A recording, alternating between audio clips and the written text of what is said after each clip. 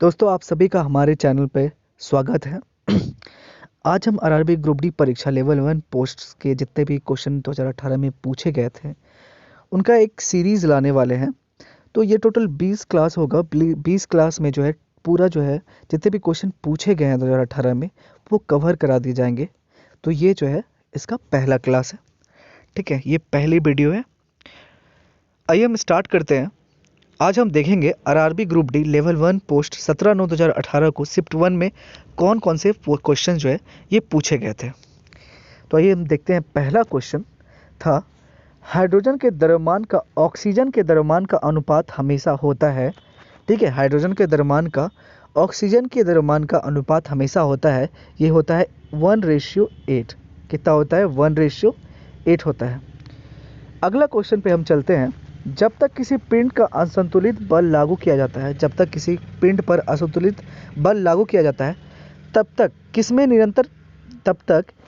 निरंतर परिवर्तन होता रहता है। तो क्वेश्चन है कि जब तक किसी पिंड का असंतुलित बल लागू किया जाता है, ठीक है, तब तक किसमें निरंतर परिवर्तन होता रहता है।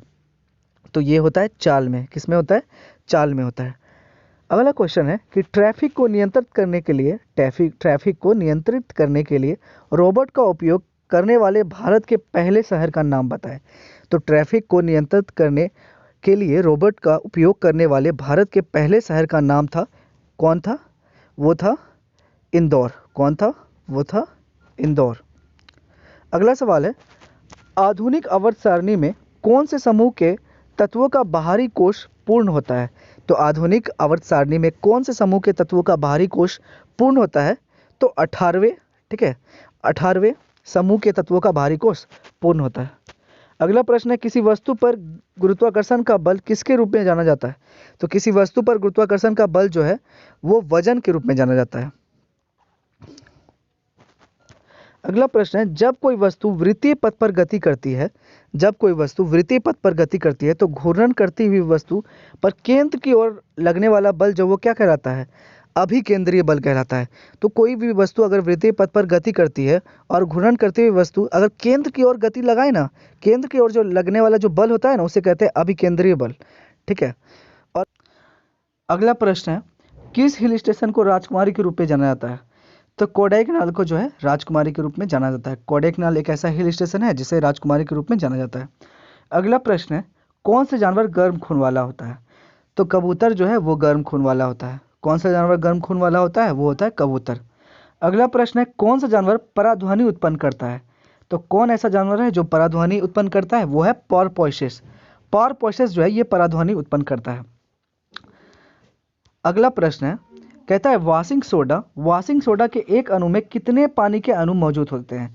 तो वॉशिंग सोडा के एक अणु में कितने पानी के अणु मौजूद होते हैं? वो होते हैं 10। पौधों में लचीलापन किस ऊतक के कारण होता है। तो पौधों में जो है वो लचीलापन किस ऊतक के कारण होता है? ये होता है कोलेनकाइमा। तो कोलेनकाइमा के कारण जो है पौधों में लचीलापन होता है। यही वो ऊतक है जिनका कारण है। आगे कौन से तत्व का रासायनिक प्रतीक लैटिन से लिया गया है। तो कौन से तत्व का रासायनिक प्रतीक लैटिन से लिया गया है? आयरन का जो है रासायनिक प्रतीक लैटिन से लिया गया है। अगला सवाल है निषेचित अंडा युग्मनज किसमें प्रतिरूपित हो जाता है। तो निषेचित अंडा युग्मनज किसमें प्रतिरूपित हो जाता है? वो होता है गर्भाशय में। किसमें होता है? गर्भाशय में। कंडक्टर का प्रतिरोध किस कारक पर निर्भर नहीं करता। कंडक्टर का जो प्रतिरोध है वो किस कारक पर निर्भर नहीं करता? वो होता है दबाव। अगला प्रश्न है किस अभिक्रिया में ऑक्सीजन हवा में मुक्त होती है। तो वैसे कौन सा अभिक्रिया है जिसमें ऑक्सीजन हवा में मुक्त होती है? तो ये प्रकाश संश्लेषण अभिक्रिया है।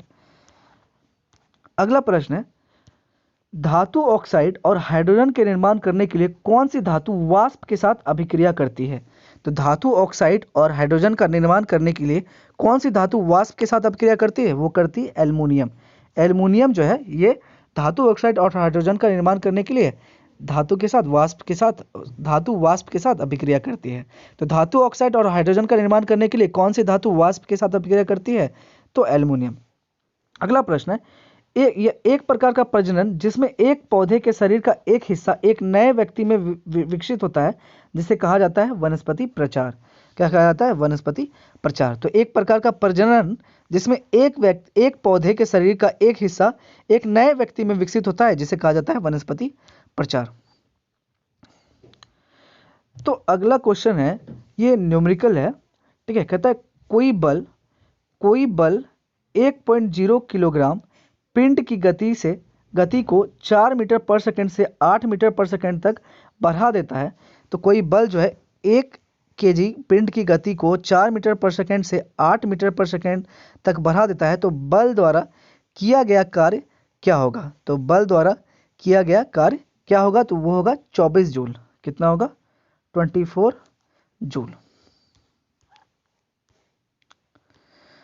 कहता है पृथ्वी का द्रव्यमान क्या है? तो पृथ्वी का द्रव्यमान है 6 गुना 10⁻24 kg।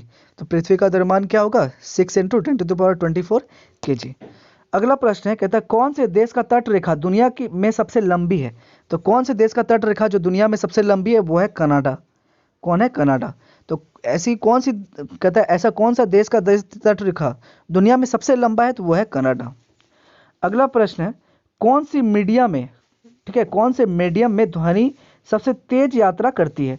तो वो है ठोस। ठोस में जो है ध्वनि सबसे तेज यात्रा करती है। अगला प्रश्न है, कौन ठोस तरल और गैसीय रूपों में बाहर निकलता है? तो कौन ठोस तरल और गैसीय रूपों में बाहर निकलता है? वो है अधातु।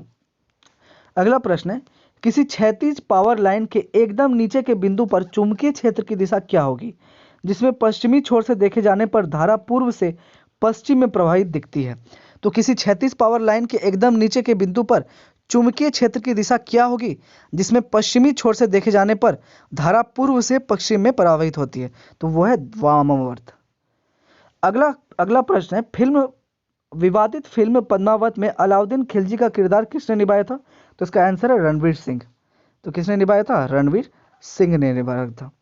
तो दयानंद सरस्वती किस मिशन के संस्थापक थे? ये थे आर्य समाज के। तो दयानंद सरस्वती किस मिशन के संस्थापक थे? आर्य समाज के। अगला प्रश्न है, 2018 में पत्रकारिता के क्षेत्र में लाइफ टाइम अचीवमेंट के लिए रेड इंक पुरस्कार के लिए किसे चुना गया है? तो चुना गया है मार्क टूली को। तो 2018 में पत्रकारिता के क्षेत्र में लाइफ टाइम अचीवमेंट के लिए रेड इंक पुरस्कार किसके लिए चुना गया है? तो मार्क टूली के लिए।